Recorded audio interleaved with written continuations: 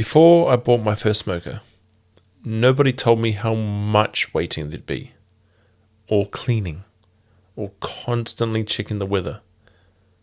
Low and slow is an amazing hobby, but there are a few things that nobody really talks about.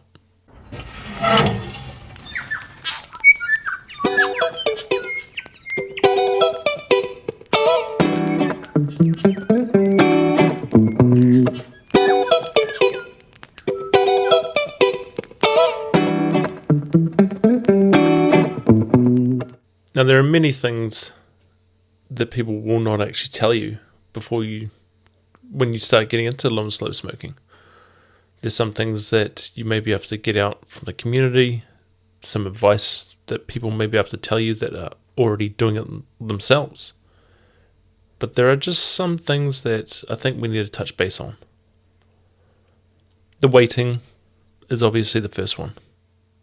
It will take a while to master the waiting game, but that's why I like to fill in that time with taking notes of what I'm doing, how the temperature's doing on the smoker, how the meat's going, when the stall happens. So when it goes so high, the temperature of the meat goes high enough, it may rise quickly and then just stops at, let's say, 150, and it stays there for a while, and then it will slowly go up. But that's good. You just got to push through that stall. Also like to fill in that time with researching other cooks that could be done.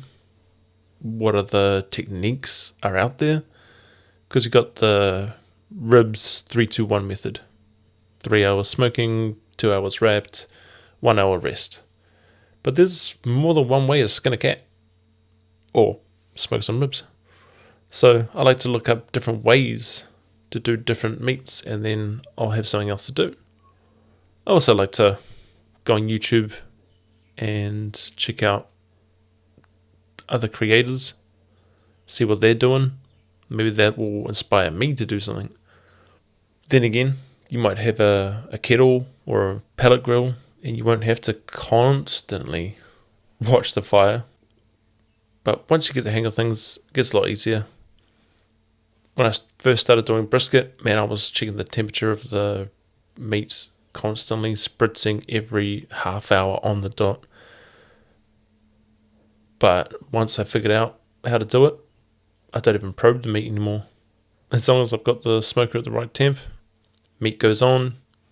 Oh yeah, it's been long enough. Do a bit of a spritz or have a little check. Yeah, it's a bit dry in these spots. Spray it up. With the waiting, just try and fill in the time. Chop some wood.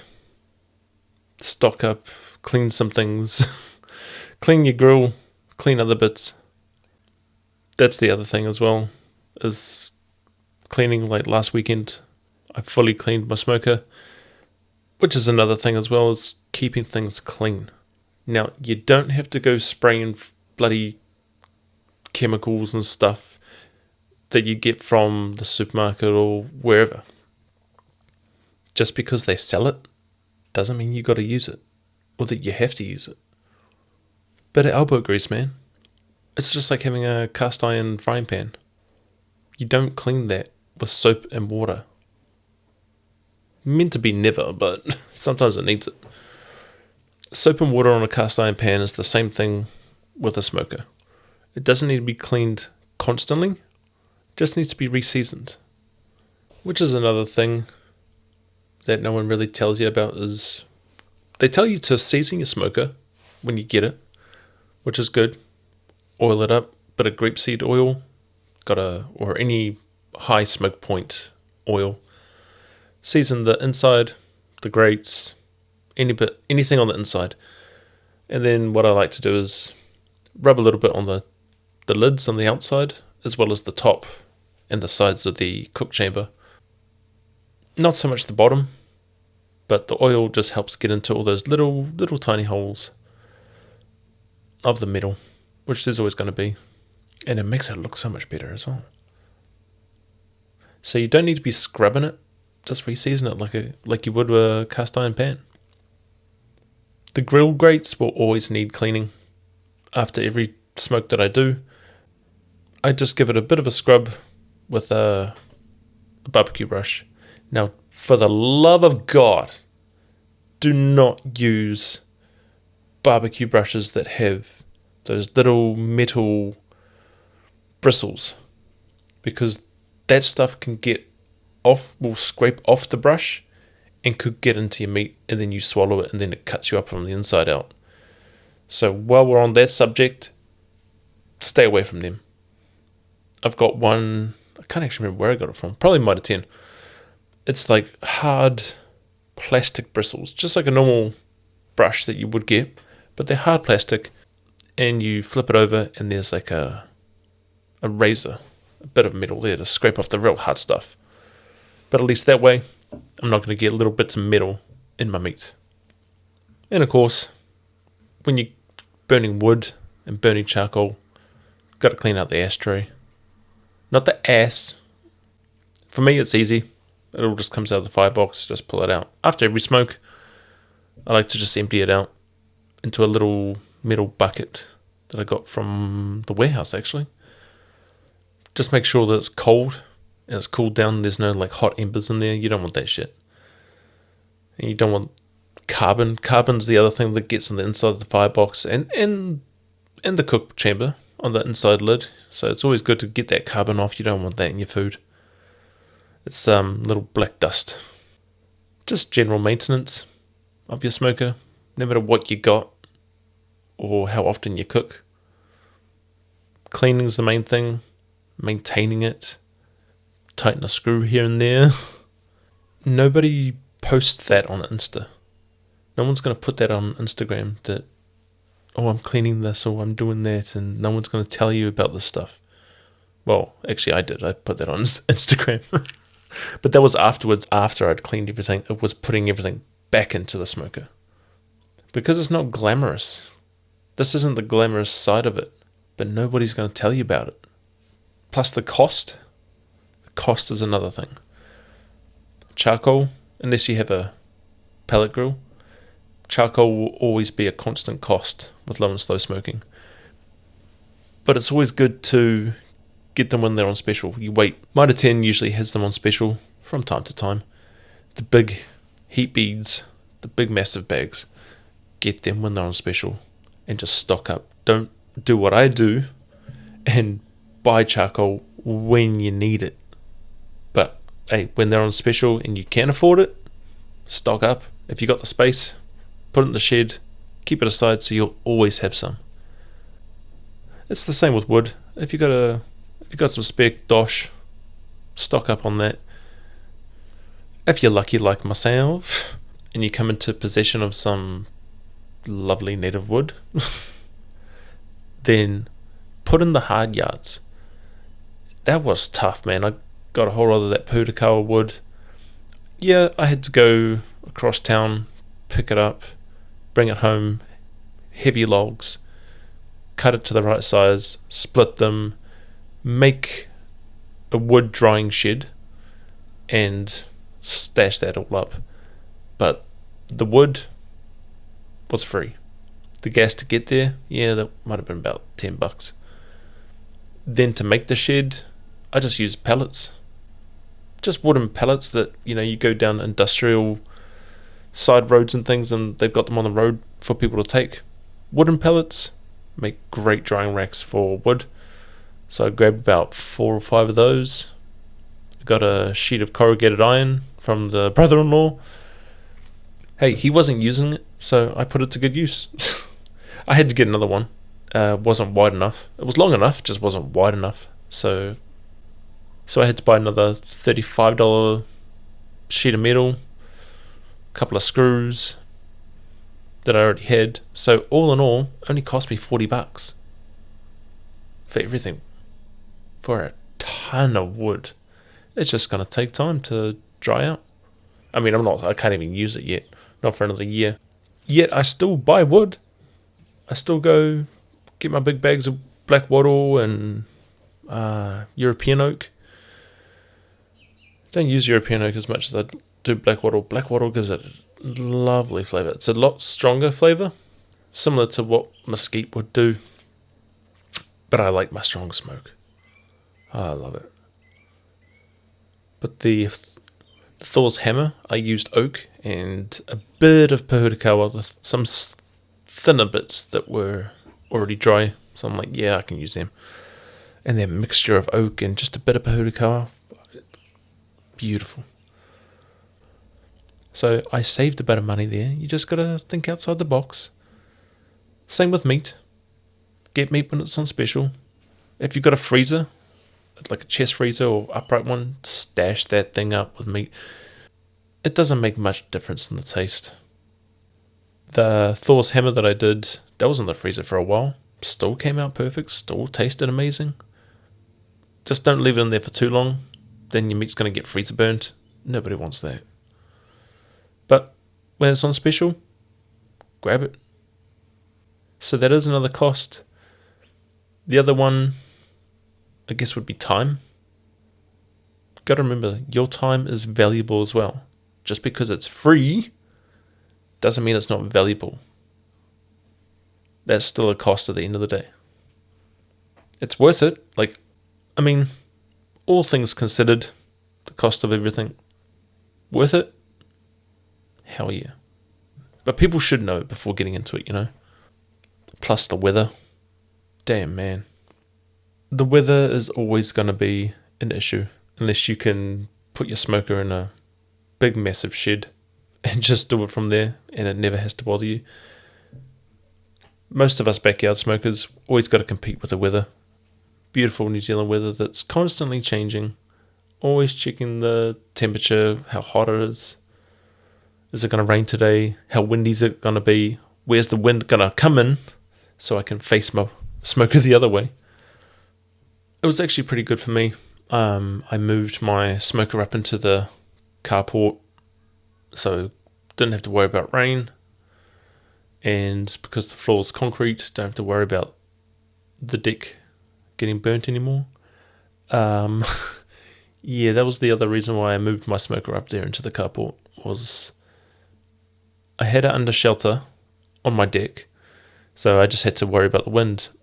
But what I didn't realise until the second or third cook that I did, the bits of charcoal were going to fling out. Especially when you do your charcoal chimney, and you dump it all out. Bits of hot ember are going to come out. They may be little, they may be big. But yeah, if you look at, you can't see it, but if you're looking for it, yeah, you're going to see little burn holes in the wood of my deck. Don't worry, the wife knows this isn't news to her. But that was another reason why I wanted to put it up there, so I could keep it under shelter, didn't have to worry about the wind as much, and wouldn't burn holes. But even with that, I'm still never going to escape the temperature outside. If you're doing it in the summer, it's going to be bloody hot. So your smoker's going to get hotter quicker. And even though you want to put more wood in to give it more smoke, it's going to give more fuel. And the temperature is going to rise a lot faster. So that's a whole nother thing. When it's cold, I can deal with that. If it's bloody 10 degrees outside, yeah, no problem. Fire's going to keep it warm. I can put more in, more fuel, more wood. She's good. It's just, in summer's the right season to be smoking. But when it gets too hot, yeah, that was another reason I had to put it under shelter. The sun just heats it up way quicker, eh? Pain in the ass. But hey, living in New Zealand means adapting constantly. Especially in Auckland. Typical Auckland weather. Like today, beautiful blue sky. It's kind of warm. But hey, that could change on a dime. That wind could just, that southeasterlies could just come in.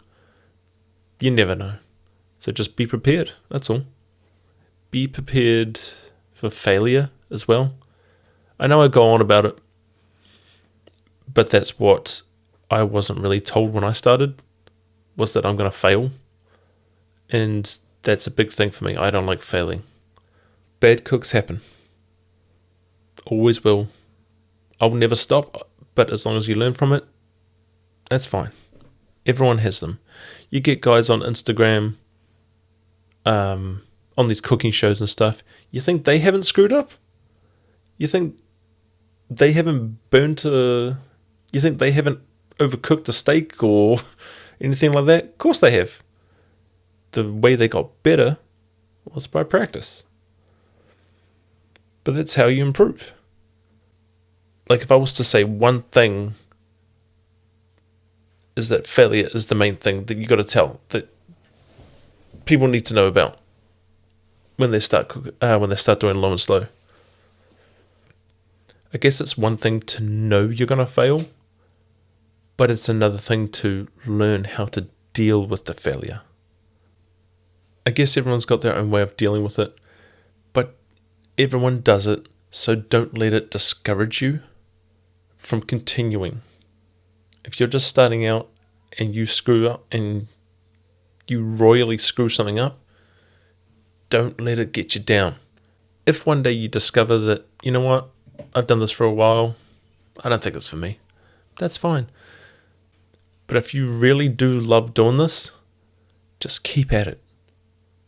Truly, keep going. Figure out what went wrong. Was your meat too dry? Find out how to prevent it. Do a bit of a mop, a spritz. Keep the meat moist throughout the cook. If it's a lean cut of meat, or a meat that's going to get dry like chicken, do a brine. A brine is an awesome way to keep meat moist. Not just chicken, but chicken obviously dries out a lot more. Same with pork. Any white meat dries out a lot quicker. So just figure out ways to do better next time. Nobody starts doing this and knows all of this stuff. You learn bit by bit. I sure as hell have throughout the years. And I didn't learn it all in one go. And you may not. Everything that I've just mentioned, you may have learnt all in one go. You may have learnt bit by bit. Same as I did, same as the next guy. This is basically just an overlay of things that nobody tells you about low and slow. That isn't talked about a lot.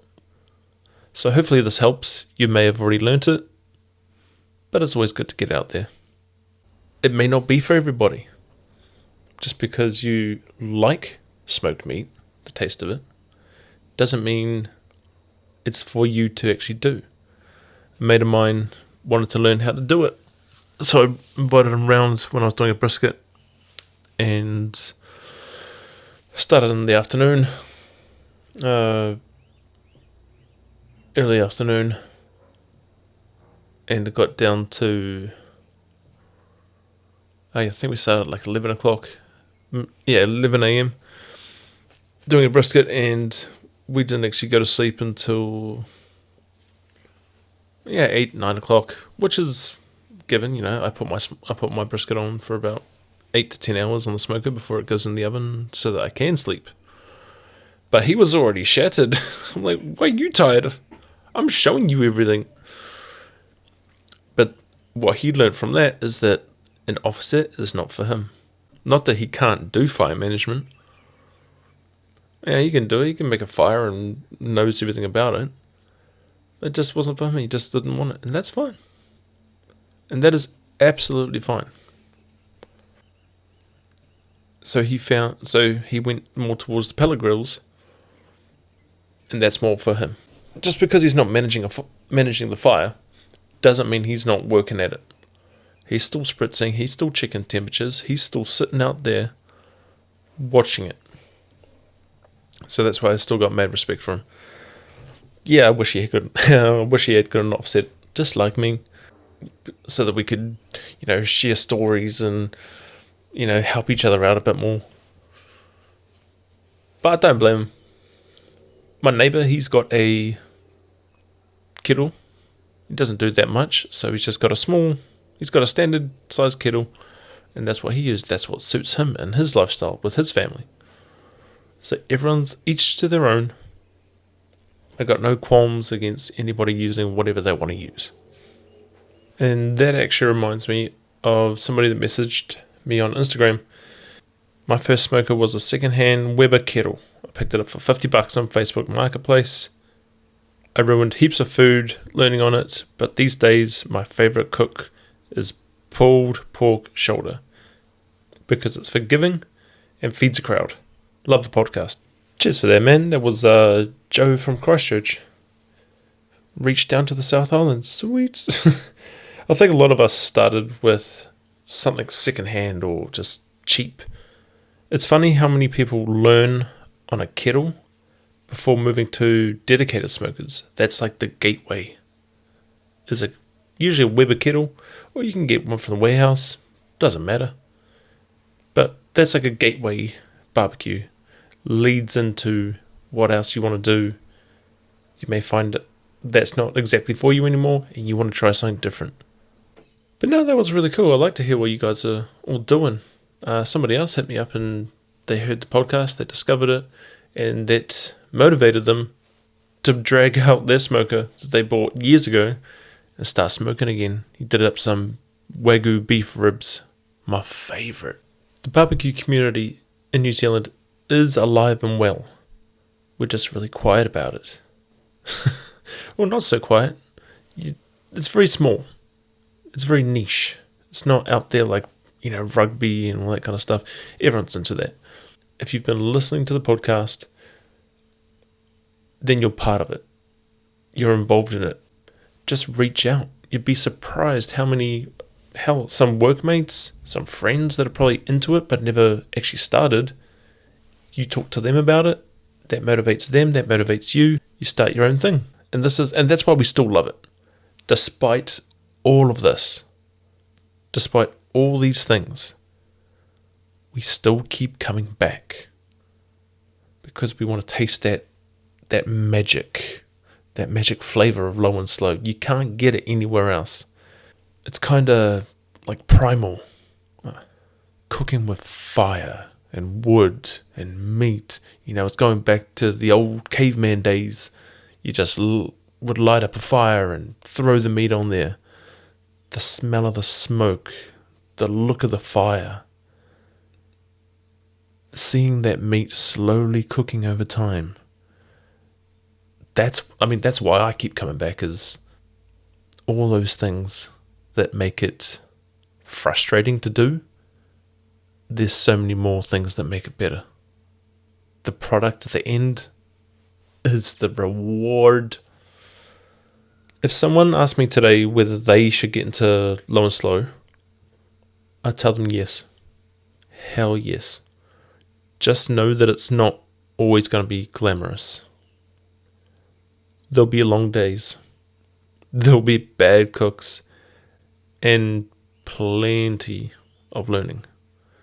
But if you stick with it, you'll understand why so many of us never stop. Except for now. I'm going to stop. I'm going to stop talking, I'm not going to stop low and slow. Cheers for listening. If you've enjoyed the episode, hit follow on Spotify so that the next one lands straight into your feed, right on your homepage. And if you've got a barbecue story, I'd love to hear it. I want to hear what everyone's been up to, what you've been cooking, or just your thoughts and comments about the episode. Until next time, keep it low, keep it slow. Catch ya.